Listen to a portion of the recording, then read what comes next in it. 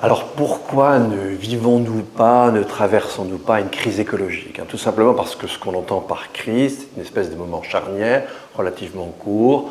On passe d'une normalité, il y a un moment critique, et on débouche sur une nouvelle normalité. En fait, non, ce qui est en train de nous arriver est tout à fait différent. Nous sommes en train de changer, et de changer puissamment, les conditions d'habitabilité de cette planète.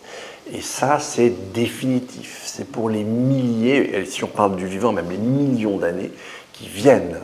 Quand on a affaire à une extinction des espèces, dans le passé, c'est 5 à 10 millions pour reconstituer une biodiversité analogue.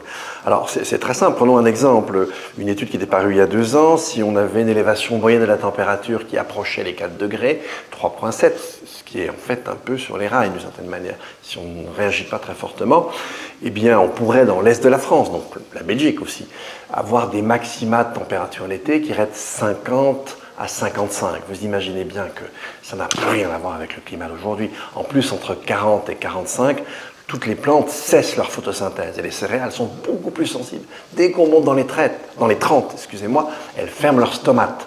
Et en fait, même les dangers, si vous voulez, sur la production alimentaire, le nouveau rapport du GIEC spécial sur les sols vient de nous le redire. Non, les menaces sur notre capacité à produire de l'alimentation sont déjà là, elles sont énormes.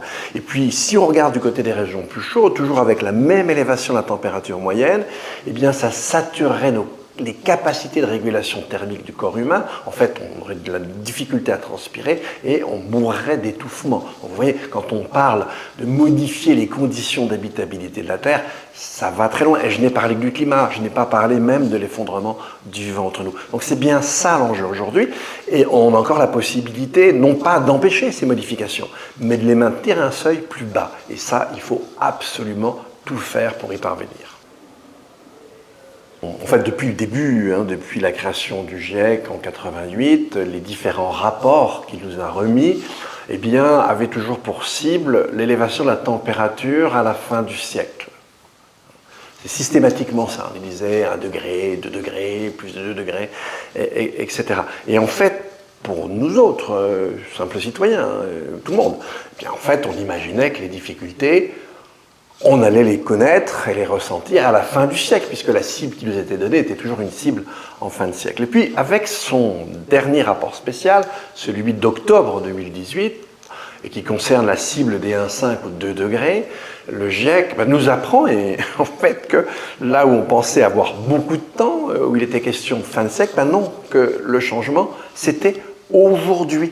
Parce qu'effectivement, si on veut éviter, alors bien avant la fin du siècle, de dépasser les 2 degrés, il faudrait diviser, je moyenne en gros par 2 les émissions mondiales d'ici à 2030. Et si vous voulez diviser les émissions mondiales d'ici à 2030, c'est pas en 2029 que vous devez vous y mettre.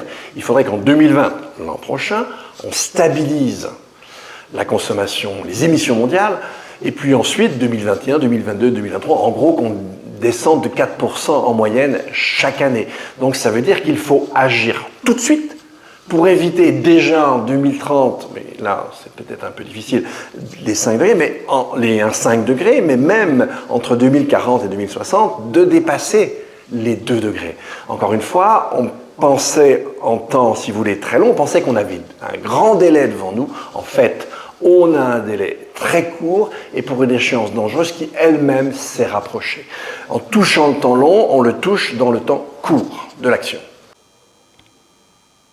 Est-ce que les techniques peuvent nous sauver? Quelles sont nos latitudes d'action?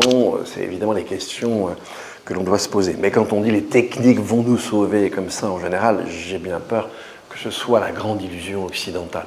Non pas évidemment qu'il faille se passer de techniques ou qu'on ne puisse pas compter sur les techniques. Il n'y a pas d'humanité sans technique, que la chose soit très claire. Là où le bas blesse, c'est que nous autres occidentaux, on s'est mis à partir de la modernité à tout attendre des techniques, même la Lune. Alors, on n'y est pas. On y est parvenu, mais on n'y habite pas. Et on ne risque pas d'y habiter à demeure. Non, et en plus, je vous l'ai rappelé juste avant, on a affaire à un pas de temps très court. Il faudrait en 10 ans réduire nos émissions par 2.